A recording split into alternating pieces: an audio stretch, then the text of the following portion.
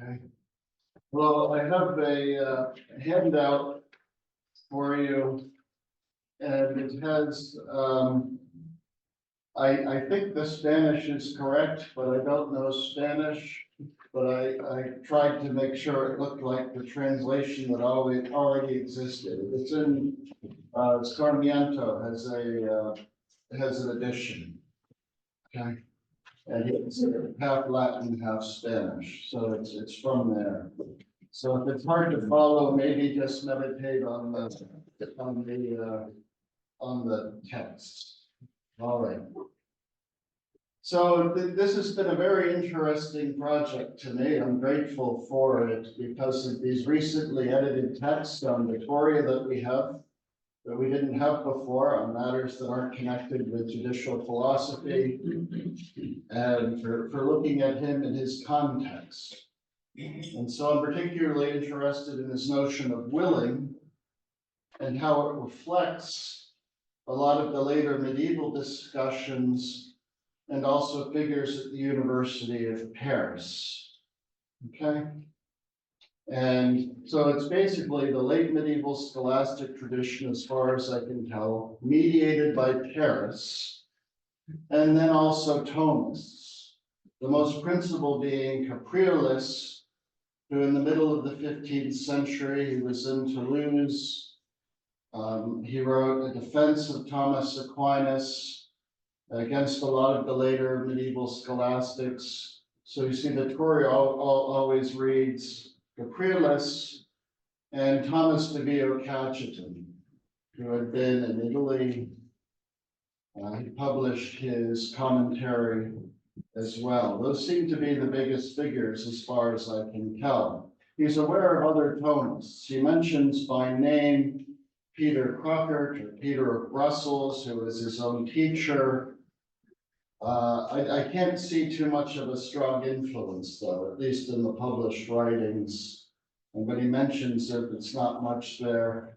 Maybe a little more Conrad Colin, who had, it's kind of a strange commentary.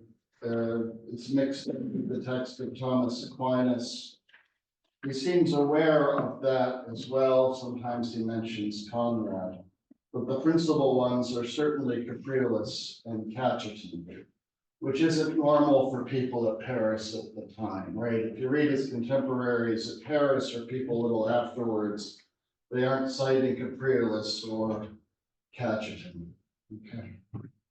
Diego de Deza, who was in Spain a little earlier, Capriolus is all over there, I think, but not in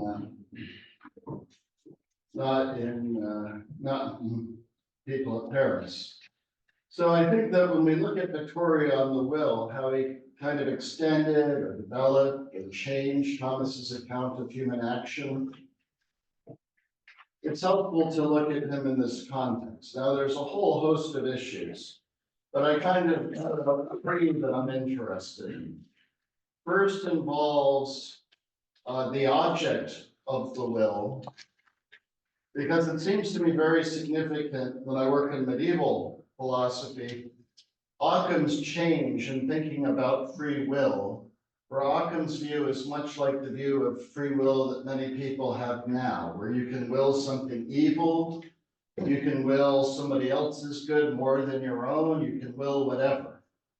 It's a very strange notion of free will if you're looking at it from the earlier context, from Thomism or even anybody before Occam. And so that role, Occam's position that evil can be willed, also the position of Occam and others going back right after Thomas Aquinas, that this object of the will is like an efficient cause of our willing. The idea that the object is an efficient cause of willing leads, I think, to all sorts of problems. And Vitoria is very aware of it, and Vitoria has to address it because it was a point of disagreement between Capriolus and Cajetan. Capriolus defending what I think is Thomas's view that it's a formal or final cause, and Cajetan admitting that it has that causal role, but arguing that it's also an efficient cause. So that's one point, the object of the will. You can look at it in the context of medieval philosophy generally, or Thomism more particularly. The second point is freedom in willing. Okay? So people who think that the good is the object of the will think we always will something under the ratio of the good. The question is, can we always choose this? Do we have freedom? So Vitoria follows Thomists pretty clearly in thinking that we always have to will happiness when we're thinking of it. He develops a view, which I think isn't present previously very clearly. There's something like it in John of Paris. John of Paris argues against it, I think, which is that you could have the same judgment, the same thing in your mind about happiness, but you might just decide not to will it. So he's not saying that you can reject happiness. He's saying simply that you cannot will it. You cannot elicit the act. So two people with the same knowledge, one elicits the act, another doesn't. Scotus has something like this. Thomas is very unclear. Vitoria defends this as the Thomistic view. But even outside of happiness, there seems to me something interesting in that he defends the view against what he thinks is an earlier Thomistic view. He defends the view that we can know that something's better or a higher good, and yet will the less good. It seems to me distinctive the way he formulates that and defends that.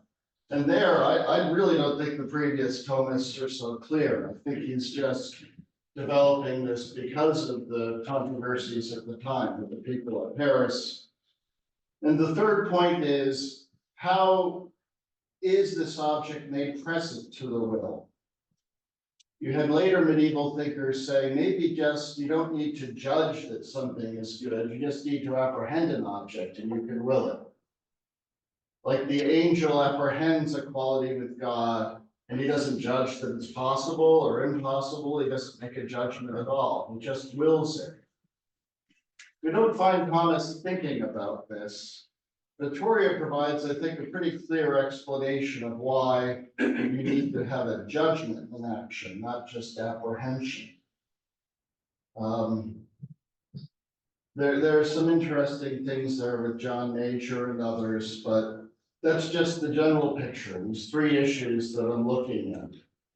So some of you may have seen the edition of my text. I don't think I have time to read it out. It would be very hard to follow, but it's these three issues, okay? The object of the will, okay? What is the object of the will, and how does it, and how does the object move the will, or does it? Second, freedom. Freedom with respect to happiness, freedom with respect to a lesser good over a greater, and third, judgment. How is the good made present by the intellect to the will? Okay, so these three issues. Okay, with respect to the first, I think this is one of the big movements or novelties of medieval philosophy, this idea that we can, we're free with respect to happiness, we can even will to be unhappy, we can even will something evil. We don't find it in earlier thinkers. It's new, I think, with Occam. Like Vitoria, I think it's also horribly mistaken, but it's interesting and influential. Now, it's Vitoria emphasizes that this is something new with Occam. He writes, Occam wants to make a new philosophy and theology. Now, why is Vitoria concerned with this issue? He mentions Occam, but he says that almost everybody agrees with Thomas Aquinas. Now, who is he drawing on? What's he looking at? Well, most people, even if they reject the thesis, they think about this thesis and they write about it. So we find Alman, John Major, Desilea, Mervain, Van Guest discussing this issue, often in the context of what's the object of the will. Is the object of the will being, or is the object of the will goodness? I don't think this is clearly in the earlier tradition. This is later scholasticism, talking about it in terms of is the object being or goodness. Now, Desilea, he's a strange person. He was, I think, his teacher at Paris, at least a contemporary. Then he came to Spain. He notes that Scotus and Occam agree about this, that being is the object of the will, not the good. Vitoria is pretty careful to defend Scotus on this issue. A lot of times this happens. It's earlier when we were talking about coercion. Vitoria says that Scotus is correct about coercion and certain examples, or he'll say Scotus is inconsistent. Vitoria says, well, it's not clear what Scotus holds, right? Why is this? Well, it's because Scotus says that being is the object of the will, but also Scotus is very clear that we can't will against or reject happiness. And Scotus is very clear that we can only will something under the ratio of the good. So given those 2 points, it seems like something doesn't just need to be a being to be will, it needs to be good. So Vitoria sometimes says, I don't know what Scotus says. It seems he agrees with Thomas Aquinas. Vitoria also speaks as if almost the whole tradition is with him. And here it seems to me, Vitoria reads on these issues a lot more like a late scholastic at Paris than, say, somebody at Salamanca later in the 1500s. He cites Marsilius of Ingham, Buridan. He notes that Buridan, this is his commentary on Aristotle, and Aristotle holds that only the good can be willed and happiness. So Buridan is forced to, he has to say that, of course. There is an interesting thing to me. He doesn't cite people much later than Alman, but John Major's commentary on the ethics is curious at this point. So Vitoria lists a whole bunch of people who agree with Thomas and him and not with Occam. And you're wondering, why is he spending this time doing it? I don't know if there's an influence, but Major to me seems to have changed his mind on this point. In his commentary on the ethics, Major says that we can will the evil or will against happiness. Heinrich Lagerlöf has an article on this. And I'm reading Major's other works and thinking this doesn't seem to make any sense until I looked at the 1518 copy of on the second book of the sentences and the 1528 printing. In the 1518 printing, it's just like Major had been before and straightforward. In the 1528 printing, there's a few sentences that say that evil can be willed. So I wonder if there was a change in Major. Most things that I can find, I don't really know, but I've compared the 1528 with the 1518, and it just seems like a reprinting of John Major. But on this point, there's an added thing about evil being willed. And we look at Scotus's contemporaries at Paris, Bain and Van Guest. They say that the evil can be willed. So you did have people at Paris who had this. So if you look and in this, say, 1A2 on my handout, when he's talking about everybody who agrees with Thomas, he's not including people that he knew in Paris.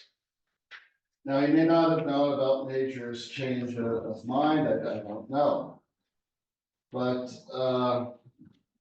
so I think it was obviously in the air. Now, I don't know who held it earlier at Paris or who else he may have been reading, but he sees it in Occam. Beale follows Occam a lot, but he doesn't really discuss Beale except to say he seems to agree with Scotus.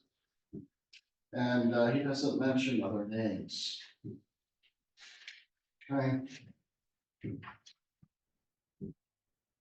So let's look at this other issue. There's more that can be said about this other issue, but so admitting that the good has to be willed, we can only will the good. What role does the good play in willing in terms of our knowledge of the good? Occam had held that it was a partial efficient cause. Capriles had denied it. Scotus changed his mind on this point. It's interesting because Cajetan seems to interpret Scotus in one way, Vitoria in another. We know that the texts are different. I don't know what text Vitoria was looking at when Major's got an edition of the Mercatio. I don't know. But Scotus earlier seems to have been well, for this view, and then later against it, although there are later texts that are for it. So it's confusing to me, right, what he's doing in some of these texts. But at any rate, Capriles looked at Scotus's arguments against the position that it's an efficient cause of the will, because Scotus was concerned about determinism. So was Henry of Ghent. Godfrey of Fontaine, after Thomas had died, had argued that the known object is an efficient cause of willing, and he'd emphasized the role of the intellect's known object in willing. Scotus attacked that. Capriles goes to great length distinguishing between Godfrey's opinion and Thomas's, and noting that Thomas never holds that it's an efficient cause. The will is the efficient cause of the act. The intellect presents the object. Okay.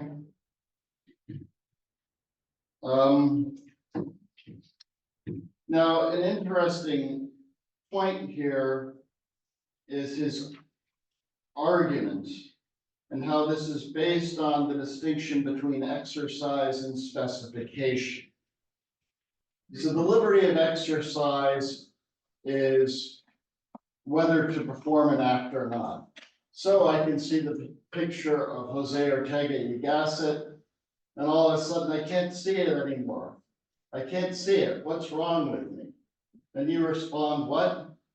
Because your eyes are closed, right? That's why I can't see it. So that's seeing it or not. That's exercise. Specification depends on what I'm looking at. So I'm looking at this picture over here, then I'm looking at Dr. Telkamp over here, right? Jose Ortega Telkamp. I've got my eyes open, but the object is giving me a different kind of act. It's specifying the act, a different kind of seeing. Now, I don't have much of a choice. If I open my eyes, I see him. You might think, well, yes, you do. Now we know that you can eat certain mushrooms and you might see little men walking around or something. But that wouldn't be the eyes functioning properly, right? Given the eyes are functioning properly and everything, I'm going to see what's before them, right? Or I haven't slept well. I had a friend, well, somebody I worked with who to join a fraternity had to go without sleeping for a week. And he started seeing monkeys everywhere, but he didn't tell people because he thought they would think he was crazy. He knew it was from the lack of sleep. But so we're talking about the eyes under normal conditions, right? They're different objects that are there and see them. Okay. So what is the role then of the intellect? It's simply presenting the object.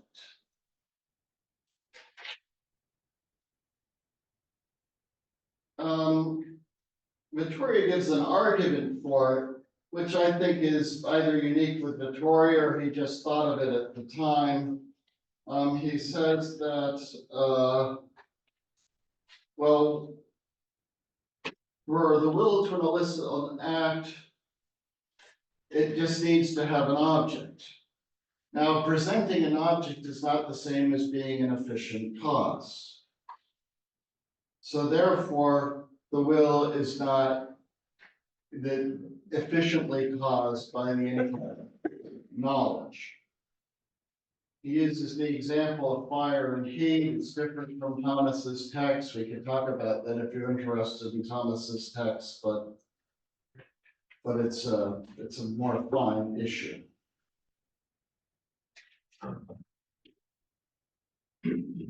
There's another issue that's significant to me, is what role does the will have over this object?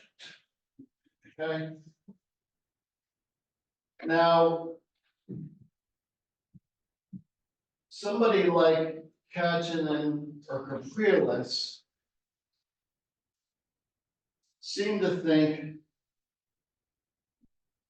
that happiness, right, if it's just presented there, will determine your act of willing. Is this or is this not the case? That's the second issue, okay? So the first issue involves intellect as formal and final cause, will as efficient cause. Second issue is freedom with respect to these objects presented by the intellect.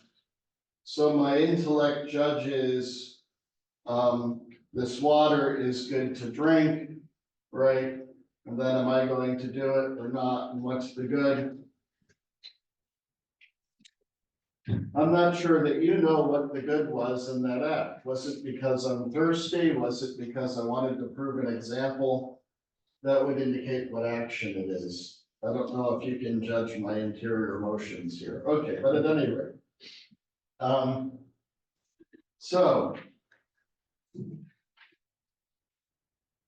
What about the beatific vision? This happened after Thomas, right? There are all sorts of people. You go to heaven, God willing, a few of us get there. So after a long time in purgatory, we finally get to heaven, or at least some of us or some people do. And then what's there? You see God, right?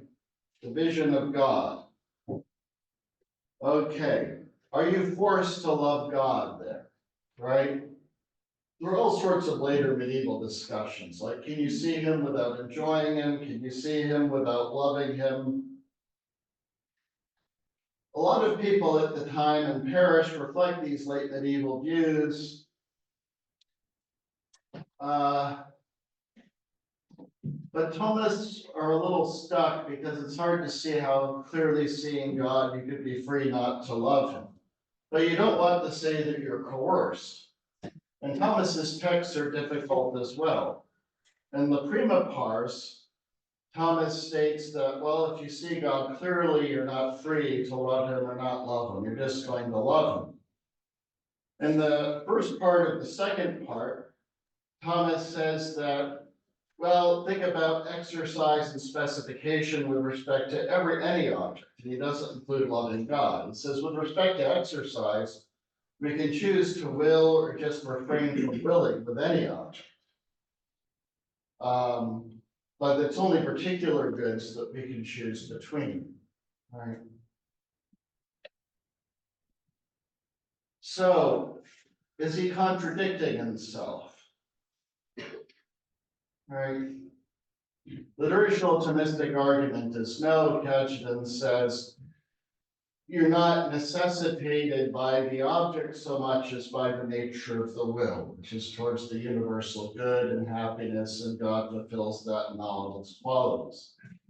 Vitoria seems to distance himself from Kaginen, but I think more or less he repeats Kaginen's argument, except he gives another argument saying that, well, we can say maybe God necessitates it, and that he gives the will which will do this. So there's the clear happiness in the next life, just by the nature of the will, God willing, we get there. We don't have much of a choice, right? But what about happiness in general in this life? We don't see God clearly in this life. We might even think of God as harmful, right? So what happens? Well, I don't know. Maybe God wants me to stop dating this boy because he's evil. And so I think, well, there's something wrong with God because because why would God prevent me from dating an evil boy? Okay, right, something like that. But happiness in general, just the kind of universal notion that everybody has, you can't really think of this as bad. You can make mistakes about particular conceptions of happiness. All sorts of people do, right? Turn on the television. What happens when a soccer star gets rich? They just start buying more things, right? Maybe dating models, something like that, right? So you can make all sorts of mistakes about what happiness in general. If, as Aristotle says, and everybody thought, the will has a direction towards the good and perfection, what kind of freedom would there be there? You still have liberty of exercise. Well, Capriolus and Cajetan seem to say yes, but it's not clear what this exercise consists in.